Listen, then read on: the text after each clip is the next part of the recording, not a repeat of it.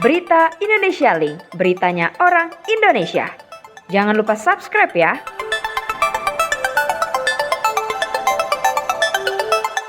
Oke, Assalamualaikum warahmatullahi wabarakatuh. Teman-teman media dan seluruh masyarakat Indonesia yang saya cintai, izinkan saya bersama Pak Airlangga, Pak Dante menyampaikan perkembangan informasi dari penanganan pandemi COVID-19, bagian saya khususnya Jawa Bali ini. Yang pertama, situasi perkembangan COVID-19 di Jawa Bali terus mengalami perbaikan yang cukup berarti. Hal ini ditandai semakin sedikitnya kota kabupaten berada di level 4, di mana pertanggal 5 September 2021 hanya 11 kota kabupaten di Jawa Bali yang ada pada level 4. Dari sebelumnya berjumlah 25 kota kabupaten. Peningkatan yang signifikan ini terjadi pada level 2, di mana jumlah kota kabupaten meningkat dari sebelumnya 27 menjadi 43 kabupaten kota dari wilayah aglomerasi. Juga daerah istimewa Yogyakarta berhasil turun ke level 3. Sementara Bali kami perkirakan butuh waktu 1 minggu lagi untuk turun ke level 3 dari level 4 akibat perawatan pasien di rumah sakit yang masih tinggi. Dan saya sudah komunikasikan juga kepada Gubernur Bali tadi malam untuk kita rame-rame mengatasi masalah ini. Secara keseluruhan, indikator transmisi penyakit yang terdiri dari penambahan kasus konfirmasi, jumlah perawatan pasien yang ada di rumah sakit, dan jumlah kematian terus mengalami perbaikan. Semua ini tentunya adalah sesuatu yang patut kita syukuri yang merupakan buah dari kerja keras kita semua. Apa yang dicapai kita bersama hari ini tentunya bukanlah bentuk euforia yang harus dirayakan. Kelengahan sekecil apapun yang kita lakukan ujungnya akan terjadi peningkatan kasus dalam beberapa minggu ke depan. Ini adalah sesuatu yang harus kita hindari. Seperti yang terjadi beberapa hari yang lalu di restoran kafe di wilayah Jakarta yang tidak patuh pada protokol kesehatan. Hingga pada akhirnya harus dilakukan tindakan penutupan selama 3 hari ke depan. Kami juga masih melihat banyaknya restoran kafe yang masih belum menerapkan penggunaan aplikasi Peduli Lindungi. Padahal ini semua adalah untuk keamanan kita bersama. Bapak Presiden dalam rapat kabinet terbatas tadi siang menekankan bahwa COVID-19 tidak akan hilang dalam waktu yang singkat dan kita perlu menyiapkan diri untuk hidup bersama COVID-19. Karena COVID-19 ini akan berubah dari pandemik ke endemik.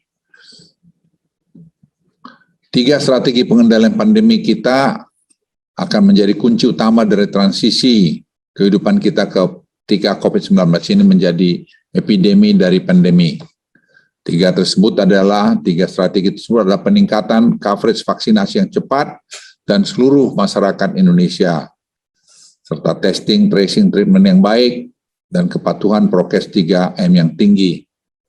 Di mana sistem Peduli Lindungi yang kita gunakan saat ini akan menjadi integrator utama dari 3 strategi tersebut, sehingga bisa meminimalkan penularan COVID-19 ketika kita membuka kembali aktivitas masyarakat secara bertahap.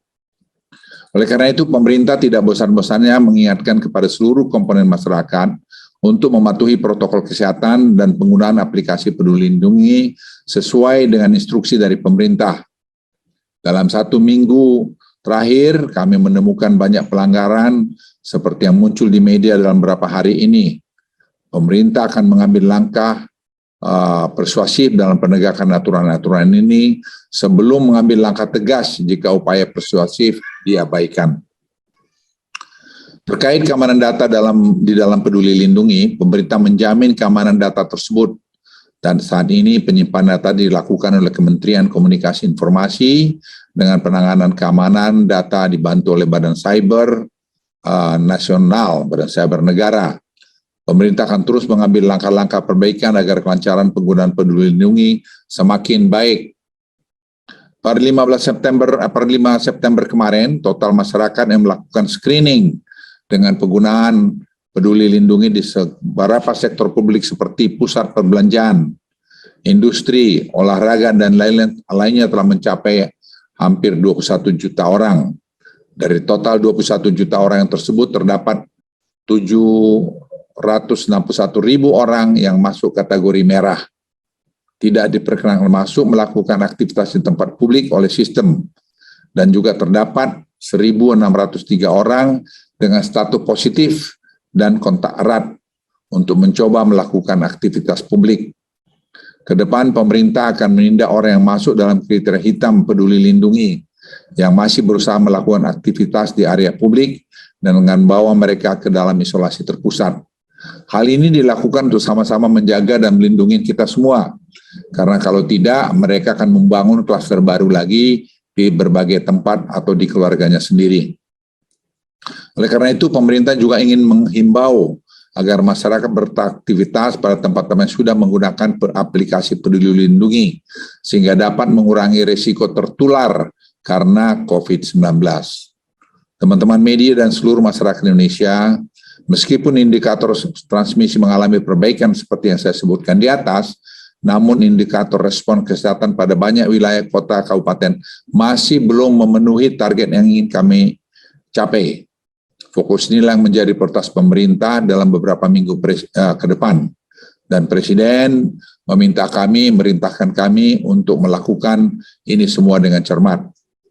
Contohnya pada rasio kontak erat, meskipun telah terjadi kenaikan signifikan rasio kontak erat dari 3,37 ke awal Agustus menjadi 7,89 per 5 September, namun pada banyak daerah rasio kontak eratnya masih di bawah 5, sehingga kemudian menghambat daerah tersebut untuk menjadi turun level.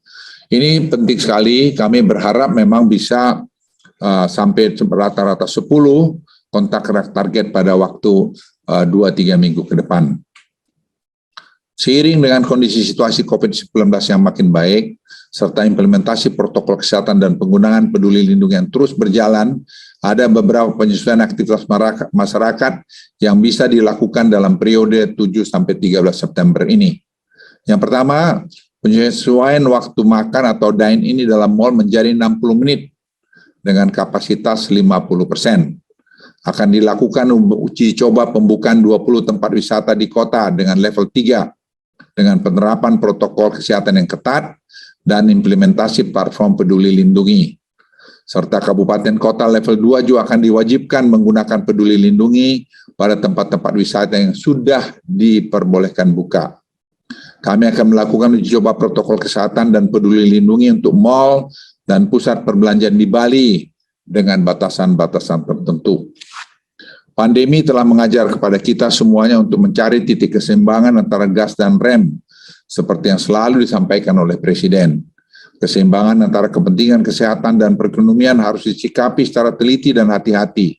Dalam mengambil keputusan, pemerintah harus terus merujuk kepada data, serta kepada ilmu pengetahuan dan teknologi terbaru. Eksekusinya juga dilakukan secara bertahap, bertingkat, dan berlanjut.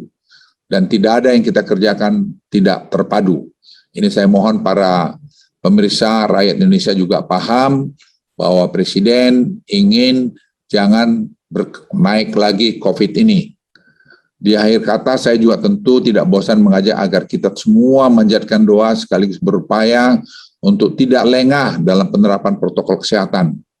Dan selanjutnya, semoga Tuhan Yang Maha Kuasa selalu memberikan kesehatan, kekuatan, dan meridai, serta memberikan kemudahan kita semua, agar kita semua dapat keluar dari pandemi COVID-19 ini. Dan kita jangan pernah jumawa bahwa kita seolah-olah sudah selesai mengatasi ini. Perjalanan masih panjang. Kita harus bisa melalui rintangan-rintangan ini bila kita semua disiplin. Terima kasih. Wassalamualaikum warahmatullahi wabarakatuh.